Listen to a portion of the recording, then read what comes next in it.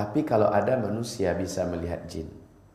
Sementara Allah Subhanahu wa taala sudah memastikan innahu yarakum huwa wa qabiluh min haitsu la tarawnahum. Sesungguhnya syaitan-syaitan ya dari bangsa jin itu sanggup melihat kalian dari arah di mana kalian tidak akan sanggup melihat mereka. Pertanyaan, mungkinkah manusia melihat jin sementara orang lain tidak melihat? Pokoknya kami berlima, si A melihat tuh ada seorang wanita, ada seorang anak kecil mirip tuyul, sementara yang berempat nggak ngelihat sama sekali, dia sendiri yang melihat. Bagaimana ini sebenarnya? Bahkan ada ustadz, kalau kita panggil ke rumah, Pak Ustadz, rumah kami ini terasa nggak enak, ada sesuatu yang tidak normal rasanya di rumah. Sering kadang-kadang berkelebat nampak jalan sesuatu, atau macam kami diintai dan diawasi, satu rumah kami merasa ada gangguan, merasa ada yang gak enak di rumah Pak Ustadz. Wah, si Ustadz datang ke rumah, langsung tiba-tiba dia mengatakan, dekat pintu tuh ada tiga jin. Nah, di sini ada 2 nih. Itu di atas lemari ada 5. Udah seperti itu dia, 2 saja kemungkinan Ustadz ini. Yang pertama, Ustadz ini pendusta. Ustadz ini sedang mengelabui dan membohongi orang yang punya rumah. Yang kedua, Ustadz ini pada tubuhnya sudah bersarang jin. Tidak ada yang lain, tidak ada yang lain. Jangan kita, hebatnya nih Ustadz, hebatnya Pak Kiai, dia bisa melihat. Dia bisa tahu di situ ada sekian, itu ada sekian. Kalau ada yang seperti ini, saran saya adalah Ustadz itu diruqyah. Ustadz itu diruqyah. Sebab apa? Sebab jin yang ada di tubuhnya yang menjadikan dia bisa melihat bangsanya sendiri. Kalau kita dengan mata normal ini tidak akan pernah mampu melihat jin dan syaitan. Abadan. Nah, fenomena di mana ada jin-jin tertentu yang semua orang bisa melihat. Dia bisa melihat muncul di sini, bisa berbicara dalam 1-2 menit pokoknya, lalu menghilang. Tiba-tiba ada muncul lagi di situ. Ya. Ting, lalu di sana muncul ting, ya, lalu di sana ganti-gantian tempatnya begitu cepat. Maka perlu kami sampaikan, ini disebut dalam bahasa Arab dengan istilah tasyakkul oleh para ulama-ulama dari kalangan ahlus sunnah wal jamaah. Ini disebut dengan tasyakkul. Tasyakkul itu adalah jin meninggalkan dimensi alamnya, menembus ke alam kasar yang lamban dan berat, yaitu alam manusia.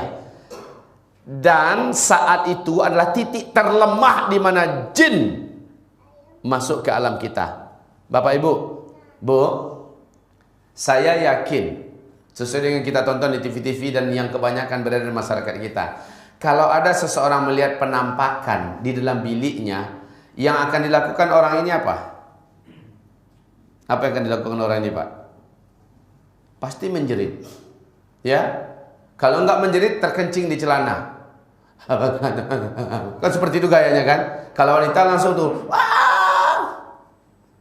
Suatu hal yang, maaf ya, yang bodoh kalau itu dibuat. Sebab apa? Ketika jin, setan menampakkan diri ke alam kita, maka percayalah, dalam khayalan kita kan selama ini mereka nggak bisa disentuh. Kalau kita sentuh macam megang bayang-bayang, tidak benar. Ketika mereka masuk ke alam kita, dia masuk dalam hukum alam kita. Dia memang berwujud kasar dan bisa ditangkap. Ini hakikat. Dan saat itulah titik terlemah dia. Sebab apa? Saya katakan pada Bapak Ibu, Jackie Chan itu jagoan nggak? Jagoan. Memang ahli kungfu kan? Ahli bela diri. Ya. Tony Jaa jago nggak? Hah? Tony Jaa. Siapa yang nggak kenal dengan jagoan Tony Jaa? Hah? Kemudian Jet Li jago nggak? Jago memang, ahli bela diri. Tapi jagonya di mana? Jagonya di alam dia, ya kan? Di daratan ini, di alam dia. Coba sekarang Tony Jaa, Jet Li, yang lain-lain itu, lemparkan dia ke laut, suruh kelahi dengan ikan hiu. Menang mana? Menang mana? Ikan hiu itu bisa bersilat?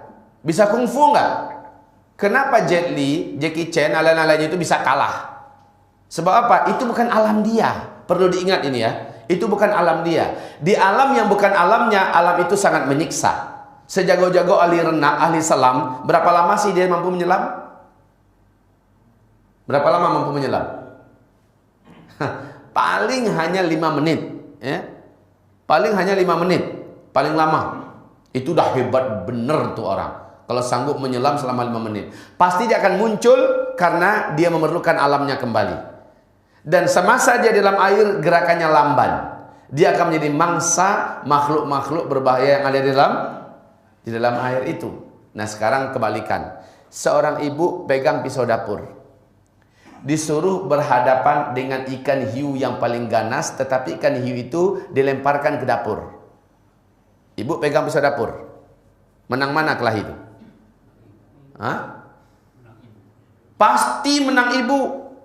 Walaupun tuh ibu nggak jagoan kelahi, nggak usah dia apa-apain ikan hiunya, tunggu aja gak setengah jam mati itu kan hiu, betul nggak? Apalagi kalau ibu ini menusukkan pisau tadi. Jagonya ikan hiu hanya di alamnya. Tapi kalau sudah masuk ke alam kita, dia menjadi mangsa kita, dia menjadi korban kita. Betul? Begitulah hakikatnya kita dengan jin di alam jin.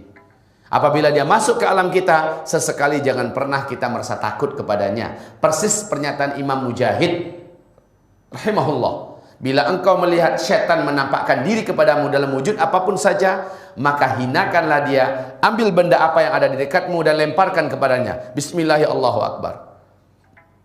Kalau Nabi Muhammad, Pak, dalam sholat tahajudnya, beliau diganggu oleh syaitan. Ya, dalam sholat tahajudnya, apa yang dibawa oleh Nabi? Apa yang dibawa oleh Nabi Muhammad?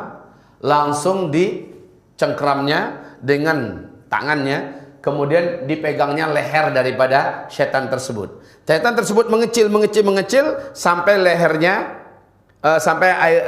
lidahnya menjulur, kata Rasulullah SAW, sampai ke batas lutut daripada jin ini. Jinnya menjadi kecil, kemudian lidahnya menjulur. Kata Rasulullah, kalaulah aku tidak ingat dengan perjanjian saudaraku Sulaiman dengan bangsa jin, bahwa tidak ada lagi manusia yang akan menguasai jin setelah ini, pasti dia akan saya ikat di tiang. Jadi Pak, kalau itu jin sempat menampakkan diri ke alam kita, lalu kita tangkap Pak, dia pasti kita dapatkan. Pak, dia pasti kita dapatkan. Ya, lalu kita ikat dia jatuh ke dalam hukum alam kita. Dia terikat sebagaikan seekor kelelawar yang kita tangkap. Lalu kita ikat di dinding. Macam itulah hukumnya. Sampai besok pagi anak-anak kecil mampu melihat ini jin. Tapi sudah dalam wujud kasar. Ya, dalam bentuk fisik yang kasar. Begitu kaum muslimin. Makanya dalam perjanjian di alam jin, haram bagi jin menampakkan diri di hadapan manusia, karena ini pantangan dan undang-undang yang ketat di alam bangsa jin. Tidak boleh menampakkan diri kepada manusia, apalagi manusia itu manusia yang beriman, karena bisa-bisa dia dibunuh oleh orang yang beriman.